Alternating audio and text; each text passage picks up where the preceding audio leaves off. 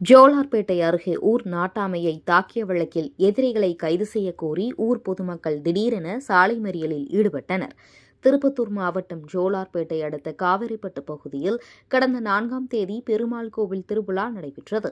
அப்போது அன்று இரவு நடன நிகழ்ச்சிக்கு போலீசார் மறுப்பு தெரிவித்த நிலையில் ஊர் பொதுமக்களுக்கும் வெளியூர் ஆட்களுக்கும் இடையே தகராறு ஏற்பட்டது. இதனை அறிந்த ஊர் நாட்டாமை சத்தியசீலன் சமாதானம் படுத்தினார்.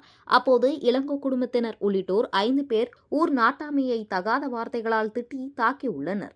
இதனால் படுகாயமடைந்த சத்தியசீலனை அங்கிருந்தவர்கள் மீட்டு சிகிச்சைக்காக திருப்பத்தூர் அரசு மருத்துவமனைக்கு அனுப்பி வைத்தனர். இந்நிலையில் சத்தியசீலன் கொடுத்த புகாரில் ஜோலார்பேட்டை போலீசார் இளங்கோ, தசரதன், லட்சாதிபதி இருசன், ரீனா உள்ளிட்ட 5 பேர் மீது வழக்கு பதிவு செய்தனர். இதேபோல் இளங்கோ கொடுத்த புகாரின் பேரில் 15க்கும் மேற்பட்டோர் மீது போலீசார் வழக்கு பதிவு செய்துள்ளனர்.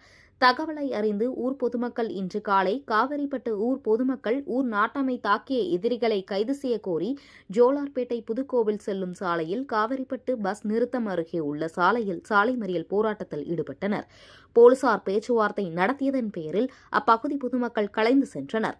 அரசு பேருந்து உள்ளிட்ட இதனால் சுமார் அரை மணி நேரம் போக்குவரத்து பாதிப்பு ஏற்பட்டது.